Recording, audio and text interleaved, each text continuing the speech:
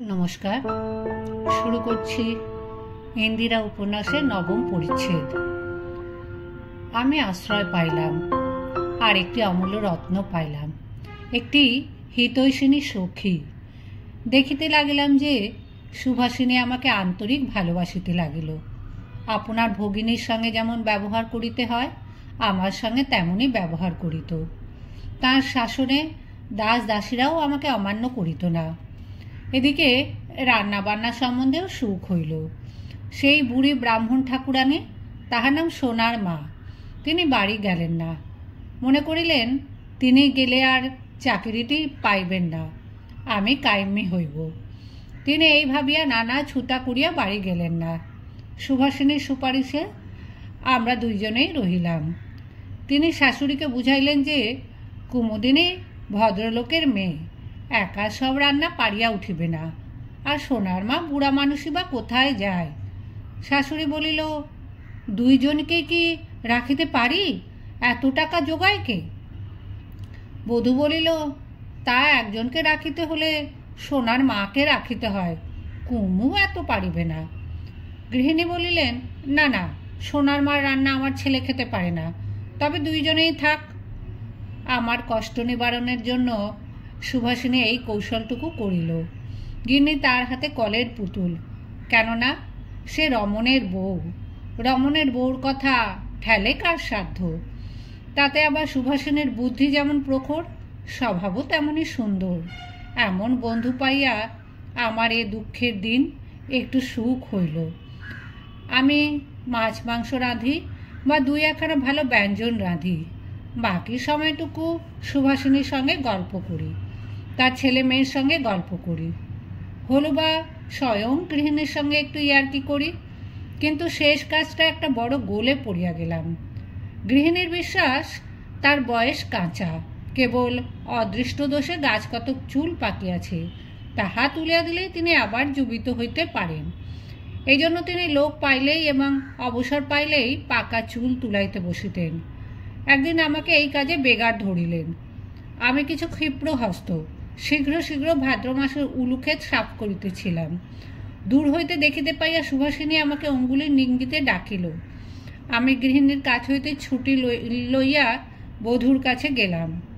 সুভাষিনী বলিল, ও কি কাণ্ড, আমার শাশুড়িকে ন্যাড়ামোড়া করিয়া দিতেছ কেন? আমি বলিলাম, ও পাপ একদিনেই চুকানো ভালো। সুভা কহিল, তাহলে কি টেকতে পারবে? যাবে কোথায়? আমি বললাম, আমার হাত থামে না যে। সুভা বলিল, মরণ আর কি, দুই এক গাছে তুলে চলে আসতে পারো না? আমি বলিলাম, তোমার শাশুড়ি যে ছাড়ে না। সুভা কহিল, বলো যে কই, পাকা চুল তো বেশি দেখিতে পায় না, এই বলে চলে এসো। আমি হাসিয়া বলিলাম, এমন দিনে ডাকাতি কি করা যায়? লোকে বলবে কি এই যে আমার কালাদিঘির ডাকাতি। সুভাষিনী বলিল, কালাদিঘির ডাকাতি কি? সুভাষিনীর সঙ্গে কথা কহিতে আমি একটু আত্মবিস্মৃত হইতাম। হঠাৎ কালাদিঘির কথা অসাবধানে মুখ দিয়া বাহির হইয়াছিল।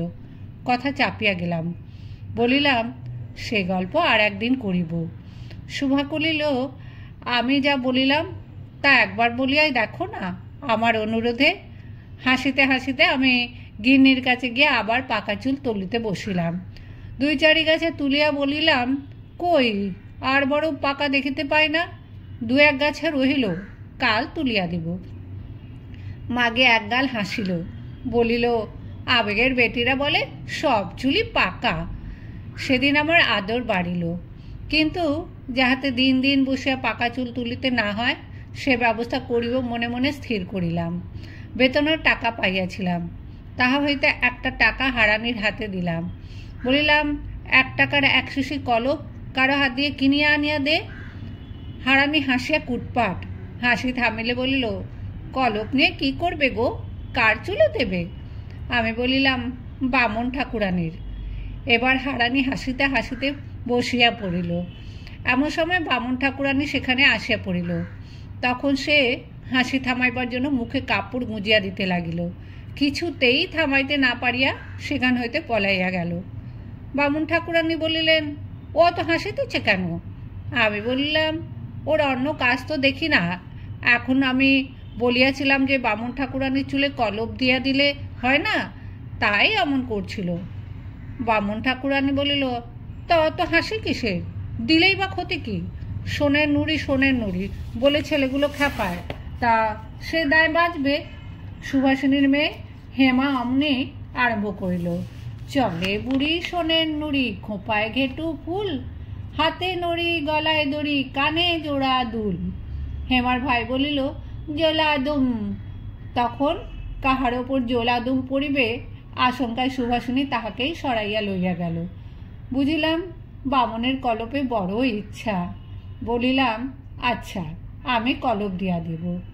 বামনি বলিল, আচ্ছা তাই দিও, তুমি বেঁচে থাকো, তোমার সোনার গহনা হোক, তুমি খুব রাখতে শেখো। হারানি হাসে, কিন্তু কাজের লোক। শীঘ্র এক শিশু উত্তম কলপ আনিয়া দিল। আমি তাহা হাতে করিয়া গিন্নির পাকা চুল তুলিতে গেলাম। গিন্নি জিজ্ঞাসা করিলেন, হাতে কি ও? আমি বলিলাম, একটা আড়ক, এটা চুলে মাখাইলে সব পাকা চুল উঠে আসে, কাঁচা চুল থাকে। গৃহিণী বলিলেন, বটে, এমন আশ্চর্য আড়ক তো কখনো শুনি নাই, ভালো মাখাও দেখি। দেখিও কলপ দিও না যেন। আমি উত্তম করিয়া তাহার চুলে কলপ মাখাইয়া দিলাম, দিয়া পাকা চুল আর নাই বলিয়া চলিয়া গেলাম। নিয়মিত সময় উত্তীর্ণ হইলে তাহার সমস্ত চুলগুলি কালো হইয়া গেল। দুর্ভাগ্যবশত হারানি ঘর ঝাঁট দিতে দিতে দেখিতে পাইল। তখন সে ঝাঁটা ফেলিয়া দিয়া মুখে কাপড় গুজিয়া হাসিতে হাসিতে সদর বাড়ি চলিয়া গেল। সেখানে কি ঝি এইরকম একটা গোলযোগ হইলে সে আবার ভেতর বাড়িতে আসিয়া মুখে কাপড় গুজিতে গুজিতে ছাদের ওপর চলিয়া গেল। সেখানে সোনার মা চুল শুকাইতেছিল। সে জিজ্ঞাসা করিল, কি হয়েছে? হারানি হাসির জ্বালায় কথা কহিতে পারিল না, কেবল হাত দিয়া মাথায় দেখাতে লাগিল। সোনার মা কিছু বুঝিতে না পারিয়া নিচে আসিয়া দেখিল যে গৃহিণীর মাথায় সব চুল কালো। সে ফুকুরিয়া কাঁদিয়া উঠিল, বলিল, ও মা, এ কি হলো গো? তোমার মাথায় সব চুল কালো হয়ে গেছে গো। ও মা, কে না জানি তোমায় ওষুধ করিল। এমন সময় সুভাষিনী আসিয়া আমাকে পাকড়াইল, হাসিতে হাসিতে বলিল, পোড়ার মুখী, ও করেছ কি? মার চুলে কলপ দিয়েছ? আমি কইলাম, সুভা বলিল, তোমার মুখে আগুন, কি কাণ্ডখানা হয় দেখো। আমি কহিলাম, তুমি নিশ্চিন্ত থাকো। এমন সময় গৃহিণী স্বয়ং আমাকে তলব করিলেন, বলিলেন, হাগা কুবো, তুমি কি আমার মাথায় কলপ দিয়েছ? দেখিলাম গৃহিণীর মুখখানা বেশ প্রসন্ন। আমি বলিলাম, অমন কথা কে বললে মা? গৃহিণী কহিল, এই যে সোনার মা বলছে। আমি বললাম, সোনার মা কি? ও কলপ নয় মা, আমার ওষুধ। গৃহিণী কহিল, তা বেশ ওষুধ বাছা, আড়সি একখানা আনো দেখি। একখানা আড়সি আনিয়া দিলাম। দেখিয়া গৃহিণী বলিলেন, ও মা, সব চুল কালো হয়ে গেছে। আহ, আবাগের বেটি লোকে এখনই বলবে কলপ দিয়েছে। গৃহিণীর মুখে হাসি ধরে না। সেদিন সন্ধ্যার পর আমার রান্নার সুখ্যাতি করিয়া আমার বেতন বাড়াইয়া দিলেন, আর বলিলেন, বাছা, কেবল কাঁচের ছুরি হাতে দিয়া বেড়াও, দেখিয়া কষ্ট হয়। এই বলিয়া তিনি নিজের বহুকাল পরিত্যক্ত একজোড়া সোনার বালা আমায় বকশিস করিলেন।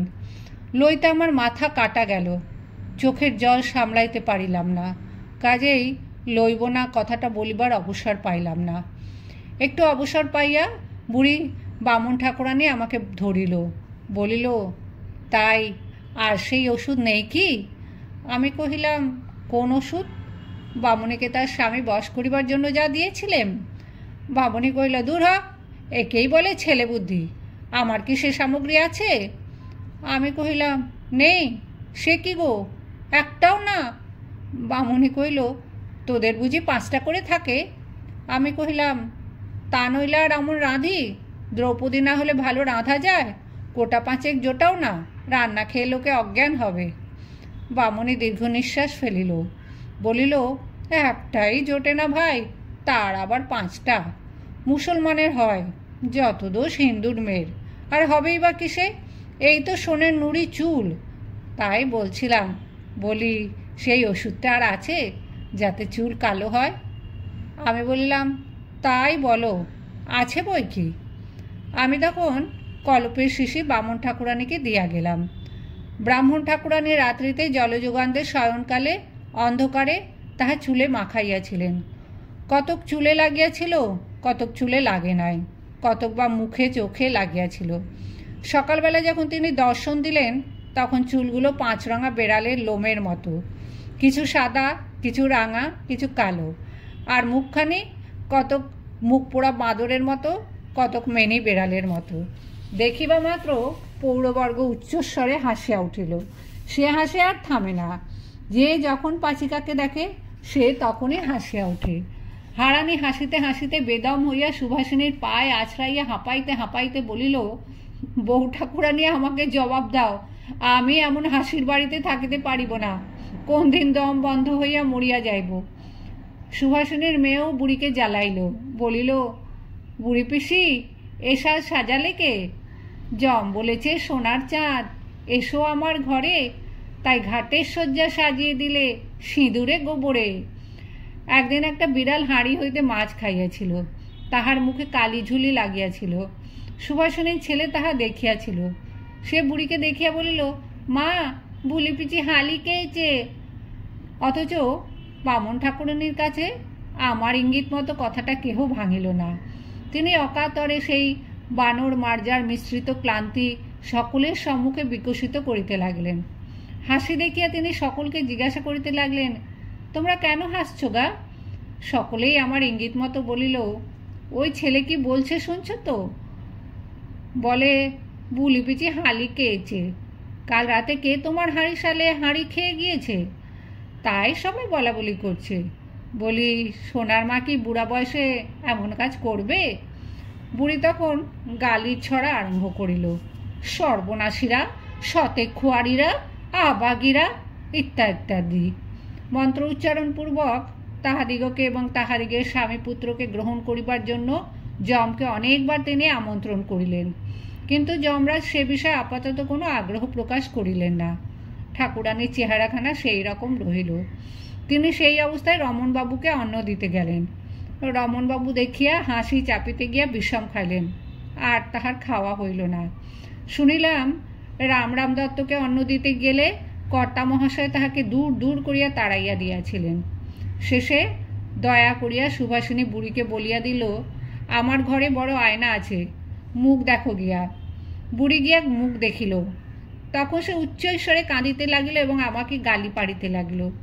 আমি বুঝাইতে চেষ্টা করিলাম যে আমি চুলে মাখাইতে বলিয়াছিলাম, মুখে মাখাইতে বলি নাই।